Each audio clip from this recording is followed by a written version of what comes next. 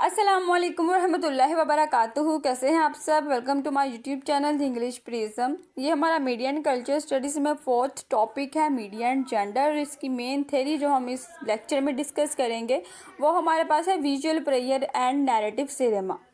और ये हमारी सीरीज़ का 7th लेक्चर है। स्टार्ट करते हैं आज की video without wasting any time.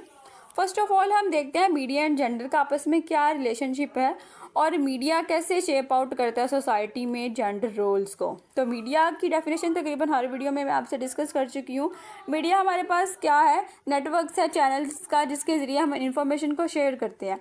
अब मीडिया एंड जेंडर की अगर हम ओवरऑल बात करें तो इसकी स्टडी से हमें पता चलता है कि मीडिया कैसे रिप्रेजेंट कर रहा है डिफरेंट जेंडर्स को और उनकी रिप्रेजेंटेशन से कैसे अफेक्ट हो रहे हैं सोशल एटीट्यूड्स, उनकी आइडेंटिटीज़ और पावर रिलेशन दिखाया जा रहा है मैन एंड वीमेन के दरमियान। अगर इसकी सिंपल सी एग्जांपल मैं आपको दूं तो जो हमें एड्स दिखाए जाते हैं टेलीविज़न के ऊपर, वो ऐड में हम अक्सर देखते हैं कि औरतें हमें डोमेस्टिक रोल्स में नज़र आती हैं, यानी कि वो घरों को देख रही हैं, घर के कामों में मसरूफ़ होती हैं, और जो मर्द हैं वो क्या कर रहे हैं, बाहर से अर्निंग कर कर ला रहे हैं। उसके अलावा जो वुमेन है, बहुत ही कम ऐसे प्लेटफॉर्म्स है जहाँ पर वीमेन को लीडरशिप रोल्स दिए जाते हैं। अक्सर तो जो मेन रोल होता है और जो लीडिंग रोल होता है वो मैन के पास ही होता है। उसके अलावा आजकल की अगर हम बात करें तो 21st सेंचुरी तक पहुंचते पहुंचते इतने जेंडर्स डिस्कवर हो चुके हैं जिसके बारे में लोगों ने पहले अपने वहमो गुमान में भी सोचा नहीं होगा, जिसको हम आजकल LGBTQ+ कहते हैं। अब बहुत सारे जेंडर्स हैं, तो क्या कहा जाता है कि इन सब जेंडर्स का हमें एहतराम करना चाहिए। हर जेंडर का कोई रोल है जो कि वो सोसाइटी में प्ले करता है, उसकी वजह से हर जेंडर क्या है कि वो बहुत ज़्यादा इम्पोर्टेंट है एज अ ह्यूमन बींग्स, तो हमें उनकी रिस्पेक्ट करनी चाहिए। अब जो मीडिया है वो कैसे शेप आउट कर रही है जेंडर नॉर्म्स को, तो जो मीडिया है वो एक स्ट्रॉन्गेस्ट फोर्स है जो कि हमारी सोसाइटी में हमें रोल्स दिए जाते हैं उनके बारे में बताते हैं। वो कहते हैं कि लोग इन चीज़ों को देखकर कैसे अंडरस्टैंड कर रहे हैं अपने बारे में। मिसाल के तौर पर देखें, अगर हम किसी भी ड्रामा, किसी भी मूवी में देखते हैं कि एक मैन है, उसको क्या किरदार दिया जा रहा है, जो उसका मेन जो लीड है उसको क्या किरदार दिया जा रहा है कि वो बहुत अच्छा है, वेल बिहेव्ड है, वेल मैनर्ड है, वो औरतों के साथ बहुत अच्छी तरह से पेश आता है और अपनी वाइफ के साथ भी बहुत अच्छा है। तो हम क्या करेंगे, उससे हम क्या एक्सपेक्ट करेंगे? हम कहेंगे कि ये तो बहुत ही अच्छा पर्सन है, हम उसे देखकर बहुत ज़्यादा इंस्पायर होंगे, हम चाहेंगे कि हमारी लाइफ में भी ना ऐसा ही पर्सन हो। अब वो क्या था? वो एक फिक्शनल कैरेक्टर था और अब हम चाहते हैं कि हमारी इस दुनिया में भी ऐसे कैरेक्टर्स होने चाहिए, होंगे भी लेकिन शायद वो हमारी पहुंच से दूर हों, तो हम फैंटसीज़ में रहना शुरू कर देते हैं। उसके अलावा क्या किया जाता है कि ट्रेडिशनल रोल्स दिए जाते हैं, जैसा कि मैंने आपको बताया कि आदमी का क्या काम है, वो ऑफिस जाएगा, वो कहीं भी जाएगा, कोई भी काम करेगा, पैसे कमा कर लाएगा, और औरत क्या करेगी, वो बहुत ज़्यादा उसको केयरिंग होना चाहिए, अपनी फैमिली से उसे मोहब्बत करनी चाहिए, वो बच्चों का ख्याल रखे, घर के काम करे, खाना बनाए। तो ये सारे रोल किसने सेट किए हैं? ये मीडिया ने सेट किए हैं। उसके अलावा जो हमारी सोशल परसेप्शन क्या है, क्या उन रोल्स को देखकर हमें भी क्या सिखाया जाता है कि हम भी ऐसा करें।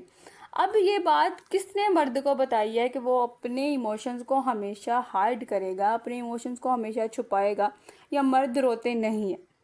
अब हमारी सोसाइटी ने तो ऐसे नहीं कहा। मर्द क्यों नहीं रोते? मर्द भी तो इंसान ही हैं, औरतें भी इंसान हैं, सबके इमोशन सेम है क्योंकि हम सब इंसान हैं, हम सब की फितरत एक जैसी है। लेकिन क्यों औरत इतनी नाजुक क्यों है और मर्द को इतना स्ट्रॉन्ग क्यों कहा जा रहा है? और मर्द को क्यों कहा जा रहा है कि उसको रोना नहीं चाहिए, उसको हमेशा अपने इमोशंस को हाइड करना चाहिए? ये हमें मीडिया बता रहा है। आप देखेंगे बहुत सी ऐसी मूवीज़ हैं, बहुत से ड्रामाज हैं जिसके ये डायलॉग होंगे कि जो मर्द है वो रोता नहीं है, या मर्द को दर्द नहीं होता। मर्द को दर्द क्यों नहीं होता? वो भी तो इंसान है, उसके पास भी उतने इमोशन है। ऐसा नहीं है कि उसके पास कुछ हड्डियां ज़्यादा या उसका स्केलेटन किसी और चीज़ से मिलकर बना है, हमारा स्केलेटन किसी और चीज़ से मिलकर बना है। ऐसा कुछ तो नहीं है ना। तो इन सब चीज़ों को देखकर क्या होता है, जेंडर स्टीरियोटाइप कायम हो जाता है। हमारी सोसाइटी उन सबको परसीव कर रही है कि जो मर्द है उनको ऐसा ही होना चाहिए, और औरतों को कैसा होना चाहिए, उनको वेल ड्रेस रहना चाहिए, हमेशा वो तैयार नज़र आए, अपने हस्बैंड के लिए, अपने घर की वो अच्छी देखभाल करें। तो ये सारे स्टीरियोटाइप किसने काम किए हैं? ये मीडिया ने कायम की है। हमारी जो सोसाइटी है उसको देखती है, उससे देख कर इंस्पायर होती है और वो भी चाहती है कि हाँ जी बिल्कुल ऐसा ही होना चाहिए। हालांकि जो हमारी सोसाइटी है ओवरऑल, या जो हमारा दीन है, जो हमारे रिलीजन है, अगर हम क्रिश्चियनिटी की बात करें तो उसमें भी नहीं कहा गया कि औरत घर में रहेगी या औरत जो है अपने हस्बैंड को सपोर्ट नहीं कर सकती। इस्लाम ने भी ऐसा नहीं कहा है। औरत को भी हकूक़ दिए गए हैं, मर्द को भी हकूक़ दिए गए हैं। दुनिया के हर रिलीजन में हकूक़ हैं, औरतों के पास भी हैं, मर्दों के पास भी हैं। लेकिन हम उन चीज़ों को नहीं मानते। हम तो वही करेंगे जो हम देखेंगे, क्योंकि जो हम देखते हैं वो हम ज़्यादा सीखते हैं। उसके अलावा जो हमारी मेन थ्योरी आज हम डिस्कस करेंगे वो हमारे पास है visual player and narrative cinema की। अब ये थ्योरी हमें किसने दी थी? लॉरा मल्वी ने। अब ये जो लॉरा मल्वी है ये कौन है? ये ब्रिटिश फेमिनिस्ट है, फिल्म थ्योरिस्ट है, राइटर है, फिल्म मेकर है। 1917 में इनको बहुत ज़्यादा ये फेमस हो गई थी और इन्होंने ना एक और थ्योरी दी थी फिल्म के ऊपर, और जो फेमिनिस्ट थ्योरी थी, फेमिनिस्ट साइको एनालिटिक थ्योरी इन्होंने पेश की थी। उसके अलावा जो इनके वर्क्स है ना वो हम देखते हैं कि ये किससे इंस्पायर होकर उन्होंने लिखे थे। साइमन फ्रॉयड थे, और साइमन फ्रॉयड जो आप जानते हैं कि वो बहुत अच्छे फ़िलोसफर भी थे और साइकोलॉजिस्ट भी थे। उन्होंने बहुत सारी थ्योरी दी हैं इंसान को लेकर, इंसान की फितरत को लेकर, तो ये भी इनसे इंस्पायर थी। और इनका जो एक ऐसे है 1975 में इन्होंने पब्लिश कराया था और इसको ग्राउंड ब्रेकिंग ऐसे कहा जाता है। इसका नाम था visual player and narrative cinema. उसके बाद से फिर क्रिटिसाइज़ किया गया है विमेन के रोल को, जो डिफरेंट मूवीज़ में किया जाता था कि वुमेन्स को कैसे शेप आउट किया जाता है। आप देखिए, अगर हम मॉडर्न मूवीज़ की बात करें या हम क्लासिकल मूवीज़ की बात करें, वुमेन का इसमें क्या किरदार है, उसको विजुअल प्लेयर के लिए यूज़ किया जा रहा है। अब विजुअल प्लेयर क्या हमारे पास है कि हम उसको देखते हैं और हम उससे सुकून हासिल करते हैं। सुकून हासिल कैसे करते हैं? आप देखेंगे कि जो वुमेन की बॉडी है वो दिखाई जा रही है, वुमेन की जो ब्यूटी है उसको हाईलाइट किया जा रहा है। हालांकि अगर ऐसा सब कुछ नहीं भी होगा तब भी मूवी सुपरहिट हो सकती है। जैसे मैंने पिछले लेक्चर में भी बात की थी कि अगर किसी मूवी में अगर हम सेक्सुअल सीन्स नहीं बनाएंगे, अगर रोमांटिक सीन नहीं करेंगे, तो क्या मूवी हिट नहीं हो सकती? अगर मूवी की स्टोरी लाइन अच्छी है, उसका प्लॉट अच्छा है, मूवी फिर भी सुपरहिट हो सकती है। लेकिन क्या किया जाता है कि विमेन को यूज़ किया जाता है, उनके बॉडी पार्ट्स को ऐसे वो शॉर्ट्स उनके लिए जाते हैं कि देखने वाले ज़रूर देखेंगे, और इसको हम कहते हैं विजुअल प्लेयर। और इसमें हम एक और चीज़ की बात करेंगे, मेल गेज, यानी कि जो मर्द की देखने की जो वो देख रहा है वो किस चीज़, किस नज़रों से उनको देख रहा है। तो ये भी बहुत ज़्यादा इंपॉर्टेंट है जो कि इन्होंने अपने ऐसे में डिस्कस किया था। तो सबसे पहले हम बात करते हैं visual player and narrative cinema. Visual player मैंने आपको बता दिया क्या है। नैरेटिव सिनेमा हमारे पास क्या है कि सिनेमा किस चीज़ से बयान किया जा रहा है, उसको कैसे बयान किया जा रहा है। कोई भी मूवी है उसकी स्टोरी लाइन कैसे बताई जा रही है, कोई भी मूवी हमें दिखाई जा रही है उसमें क्या कहा जा रहा है।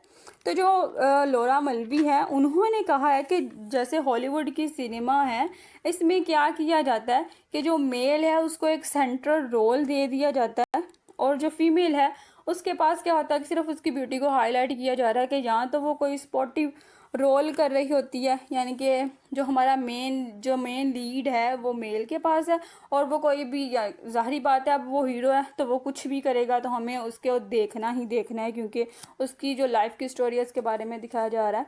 बहुत सी वीमेंस को पोर्ट्रे किया जाता है, कुछ होंगी जो उसके लिए स्पोर्टिव रोल प्ले कर रही होंगी, कुछ उसके साथ रोमांटिक सीन कर रही होंगी, तो वो सारे आएंगे। लेकिन सबकी हमें क्या दिखाया जा रहा होगा? सिर्फ और सिर्फ उनकी ब्यूटी के बारे में बताया जा रहा होगा। तो उन्होंने इस चीज़ को देखा और कहा, इसको क्रिटिसाइज़ किया कि अगर हम इन चीज़ों को नहीं भी हाईलाइट करेंगे तब भी मूवी अच्छी हो सकती है। अगर हम औरतों को भी वैसे रोल दें जैसे हम मर्दों को देते हैं तो तब भी मूवी सुपर हिट हो सकती है।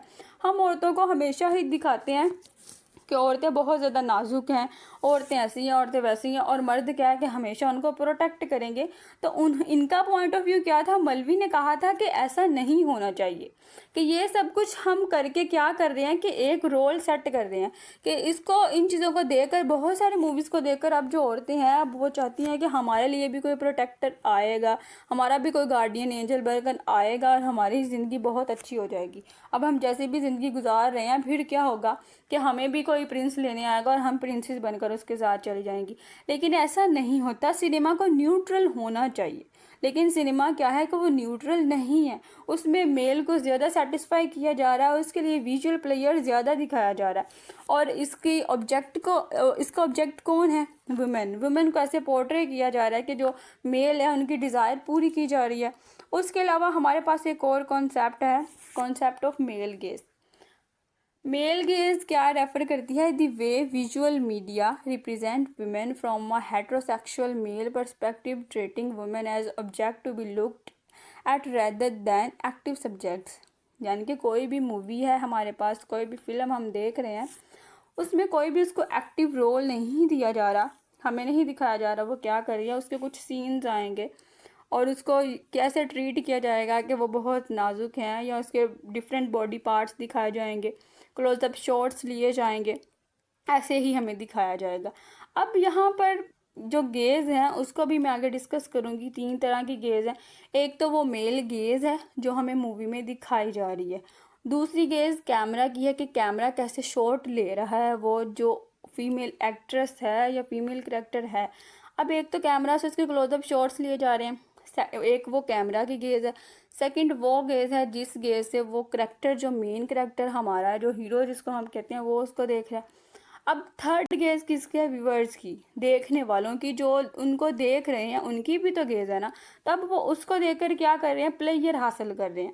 तो उन्होंने यहाँ पर कहा था, इसको क्रिटिसाइज़ किया था और कहा था कि ऐसी चीज़ें नहीं होनी चाहिए, वुमेन को भी एक्टिव रोल्स देने चाहिए। तो इनके जो की पॉइंट्स हमारे पास आते हैं वो है, women are often displayed as objects of visual player. यानी कि जो औरतें हैं उनको हमेशा विजुअल प्लेयर के ही रोल दिए जाते हैं, और जो मैन हैं उनको एक्टिव रोल दे दिए जाते हैं, और जो वीमेन हैं उनको एक्टिव रोल नहीं दिए जाते। और जो कैमरा है वो भी ऐसा ही होता है कि औरतों के ज़्यादा क्लोजअप शॉट्स लिए जाते हैं और मर्दों के इतने क्लोजअप शॉट्स नहीं होते। तो औरतों की अपीयरेंस को ज़्यादा दिखाया जाता है एज़ कम्पेयर टू मैन। यहाँ पर मैंने जो आपको बताया था कि 3 तरह की गेज़ है जिसको हम डिस्कस करेंगे वो है, और ये जो हमारी थ्योरी है उसका मेन कंसर्न भी इसके साथ है। फर्स्ट ऑफ ऑल हमारे पास क्या है? कैमरा की गेज़, कि how the film is shot, कि जो फिल्म है उसकी शूटिंग कैसे हो रही है। आपको पता है कि कोई भी सॉन्ग शुरू होता है, हॉलीवुड की नहीं, मैं ओवरऑल बात कर रही हूँ, सब जितनी भी इंडस्ट्री है उसकी, कोई भी सॉन्ग शुरू हो रहा है, कोई भी मूवी शुरू हो रही है, उसका ट्रेलर दिखाया जाएगा ताकि जो व्यूअर्स हैं वो ज़्यादा इसकी तरफ हो सके माइल। तो क्या किया जाएगा कि दिखाया जाएगा, क्लोजअप शॉट्स के बारे में बताया जाएगा कि कैसे रिप्रेजेंट की गई है एक जो भी एक्ट्रेस को उसमें चुना गया है किसी भी करेक्टर के लिए, जो मेन लीड वहाँ पर रखी गई है, और उसके ड्रेसिंग सेंस दिखाई जाएगी कि उसने किस तरह की ड्रेसिंग की है, सॉन्ग में किस तरह की ड्रेसिंग की है, या उनके कौन कौन से सीन्स हैं उनके थोड़े से शॉट्स डाल दिए जाएंगे, और उसकी जो बॉडी के क्लोजअप शॉट्स लिए होंगे वो दिखाया जाएगा। और इसको देखकर लोग बहुत ज़्यादा, ज़ाहिरी बात है, इंसानों की फितरत है वो ऐसी चीज़ों की तरफ ज़्यादा देखकर वो चाहता है कि मैं और भी देखूं। तो ये हमारे पास क्या है? Camera gaze. सेकंड हमारे पास क्या है? Character gaze. कैरेक्टर गेज़ क्या है कि वो जो आदमी है वो उस जो फीमेल कैरेक्टर है उसके साथ उसको कैसे देख रहा है। जैसा मैंने इसकी एक एग्जांपल ये हमारे पास है, आप देखें, अगर कोई आदमी फ्लर्ट कर रहा है औरत के साथ, किसी भी मूवी में हमें दिखाया जा रहा है, किसी मूवी का सीन है, अब वो हमें बुरा नहीं लगेगा क्योंकि हमें लगता है कि आदमी को फ्लर्ट करना चाहिए। लेकिन अगर औरत किसी आदमी के साथ फ्लर्ट करेगी तो हम इसको बुरा मानेंगे, हम कहेंगे कि इसका कैरेक्टर ना अच्छा नहीं है, यहाँ पर इसका कैरेक्टर थोड़ा सा बिल्कुल ऐसे बकवास सा दिखाया गया या फजूल सा दिखाया गया। क्यों? क्योंकि हमें लगता है कि जो औरत है ना उसको फ्लर्ट नहीं करना चाहिए। अब ये बात भी हमें किसने बताई है? मीडिया ने, क्योंकि मीडिया में हमेशा मर्द ही फ्लर्ट करते हैं, औरतें तो कभी फ्लर्ट करती नज़र नहीं आई। तो ये क्या है? कैरेक्टर गेज, कि वो जो मेल है वो फीमेल की तरह कैसे देख रहा है, ये हमें इस कैरेक्टर गेज में बताया जाता है। थर्ड हमारे पास क्या है? ऑडियंस गेज, के जो व्यूवर्स हैं वो वुमेन को कैसे देख रहे हैं, जो हमारी फीमेल है, जो एक्ट्रेस है, जो उसमें वो कैरेक्टर प्ले कर रही है, उसको ऑडियंस कैसे देख रहे हैं। इसकी एग्जांपल तो वही है जो मैंने आपको बताया, क्लोजअप शॉट्स लिए जाते हैं, फीमेल ब्यूटी को ज़्यादा हाईलाइट किया जाता है ताकि ज़्यादा से ज़्यादा व्यूवर्स उनकी तरफ अट्रैक्ट हों। उसके अलावा जो हीरो है, जो मेन लीड होती है हमारे पास, उसको उसके साथ ना वुमेन को सिर्फ सपोर्टिव रोल दिए जाते हैं। कभी ऐसा नहीं होता कि औरत के पास कोई लीड में रोल हो। तो क्लासिकल मूवीज़ में भी ऐसे ही किया जाता था। मेल को क्या किया जाता था कि मेन लीड दी जाती थी, लेकिन फीमेल को ऐसा नहीं किया जाता था। अब एग्जाम्पल्स की अगर हम बात करें सिनेमा में, जो एग्जाम्पल हमारे पास है, male gaze in classical Hollywood films की अगर बात करें, अगर आपने मूवी देखी है, मूवी का नाम है रियर विंडो। 1954 में ये मूवी रिलीज़ हुई थी। उसमें जो कैमरे का फोकस है ना, वो ज़्यादातर फीमेल करेक्टर है उसमें, उसका लिसा नाम है, उसकी तरफ है, उसकी ब्यूटी और उसके स्टाइल के बारे में बताया जा रहा है। अब इसका ये जो करेक्टर है ना, इसका रोल इतना ज़्यादा नहीं है इस मूवी में, और इसको सिर्फ एडमायर किया गया है। किसकी बिना पर? सिर्फ इसकी ब्यूटी की बिना पर। उसके अलावा कोई एक्टिव पार्ट नहीं है इसका स्टोरी में। उसके अलावा वर्टिगो, अगर आपने ये मूवी देखी है, 1958 में रिलीज़ की गई थी। इसका जो करेक्टर है ना, इसमें जो हमारे पास करेक्टर है, वो ऐसे ही लगता है, उसकी भी अब ब्यूटी के बारे में दिखाया गया है। हमें ऐसे लगता है कि जैसे ये बिल्कुल फैंटेसी है। तो जो मेल गेज है वो शेप करती है कि जो फीमेल करेक्टर है उसको कैसे देखा जाएगा। सेकंड हमारे पास है male gaze in modern films. अब मॉडर्न फिल्म्स में भी स्टिल वही है कि हमें दिखाया जाता है कि जो मेल है वो कैसे फीमेल को देख रहा है। तो हमें पता चलेगा कि अब कौन सा सीन आने वाला है। कि अब आपको खुद भी अगर आप मूवीज़ देखते हैं ना, तो आपको पता चल जाता है कि अब ये सीन अब वो कैसे देख रहा है, तो आगे अब क्या सीन होने वाला है। तो आप फटाफट से क्या करते हैं, उसको स्किप करके आगे कर देते हैं। क्यों? क्योंकि आपकी सिक्स सेंस से आपको पता चल रहा है कि इसकी गेज क्या कह रही है। नेक्स्ट हमारे पास हम बात कर रहे थे मॉडर्न फिल्म्स में, तो दी ट्रांसफॉर्मर्स की अगर हम बात करें, 2007 में ये फिल्म रिलीज़ हुई थी। इसमें करेक्टर हमारे पास है मिकाएला का। अब उसको ना स्लो मोशन में शॉट किया गया और इसके भी बॉडी के क्लोजअप शॉट्स लिए गए हैं। अब अगर हम इसको स्लो मोशन में ऐसे नहीं करते, क्लोजअप शॉट्स नहीं लेते, तब भी मूवी रिलीज़ हो ही रही थी, लोगों ने देखनी थी, लेकिन हमने उसकी ब्यूटी को हाईलाइट किया। हमने ये नहीं देखा कि स्टोरी में उसका करेक्टर क्या है या स्टोरी में वो क्या कर रही है, नहीं, हम उसकी ब्यूटी को देख रहे हैं। उसके अलावा अगर हम वंडर वुमेन की बात करें, 2017 में ये रिलीज़ हुई थी। अब इसका जो हीरो है वो ज़्यादा स्ट्रॉन्ग है, इंडिपेंडेंट है। उसके अलावा अगर हम जस्टिस लीग की बात करें, 2017 में ये रिलीज़ हुई थी, उसमें भी सेम करेक्टर है, लेकिन इसको क्या किया गया है कि इसको सेक्सुअली वे में रिप्रेजेंट किया गया है। अब देखिए, सेम करेक्टर है वंडर वुमेन में, यहाँ पर उसको स्ट्रॉन्ग दिखाया गया, इंडिपेंडेंट दिखाया गया, लेकिन जस्टिस लीग में क्या कर दिया गया कि उसको सेक्सुअलाइज वे में रिप्रेजेंट कर दिया गया। यहाँ पर भी क्या है कि गेज का फ़र्क पड़ा है ना, कि मेल गेज क्या कहती है। उसके अलावा हमारे पास रिकरिंग थीम्स आते हैं जेंडर परसेप्शन में, कि जो डिफरेंट मूवीज़ हैं, डिफरेंट फिल्म्स हैं, उसके अंदर जो क्लॉथ यूज़ किए जा रहे हैं, कि जो एक्ट्रेस है वो कैसे कपड़े पहनती है, या उसके पोज जो होते हैं वो ऐसे बना दिए जाते हैं कि जो उसकी ब्यूटी को हाईलाइट करते हैं। बॉडी शेमिंग को हम देखते हैं कि उसकी बॉडी को कैसे रिप्रेजेंट किया जा रहा है, कपड़े कैसे इस्तेमाल किए जा रहे हैं कि उसकी फुल बॉडी के अंदर से नज़र आ रही है। तो ये हमें इसमें बताया जाता है।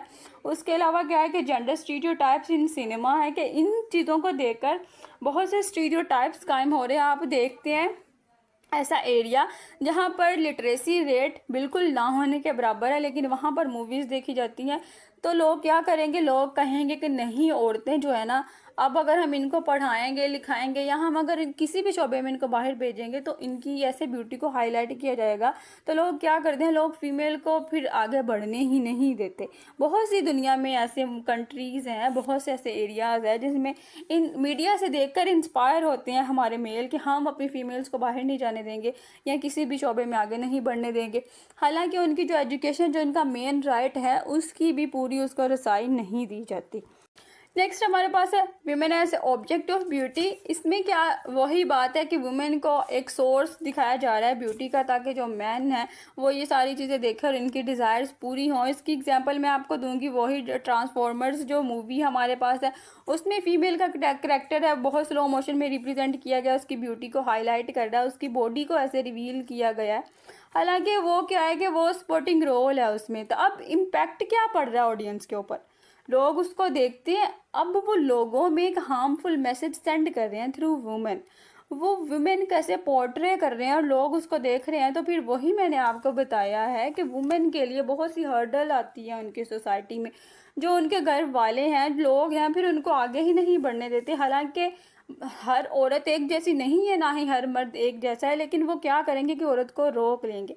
उसके बाद हमारे पास है narrative power structure. Narrative power मैंने आपको बताया था कि एक मूवी है, उसमें कैसे उसके करैक्टर्स को बयान किया जा रहा है, उनके रोल क्या हमारे पास आ रहे हैं। तो वही बात के मैन जो हैं, जो मेल है, उनको मेन करैक्टर्स दे दिए जाते हैं, और जो वुमेन है उनको पैसिव करैक्टर दे दिए जाते हैं, या जो फीमेल है उनको सिर्फ लिमिटेड रोल्स ही दिए जाते हैं। तो ये यहाँ से फ़र्क पड़ता है कि वो किस रोल को निभा रही हैं। तो फेमिनिस्ट क्रिटिक यहाँ पर क्या है, यहाँ जो लॉरा मल्वी ने इसके ऊपर कमेंट्री की थी और इसको क्रिटिसाइज़ किया था कि उन्होंने कहा था कि बिल्कुल भी ऐसे नहीं होने चाहिए। तो फेमिनिस्ट सिनेमा यहाँ पे उन्होंने रिप्रेजेंट कराया है।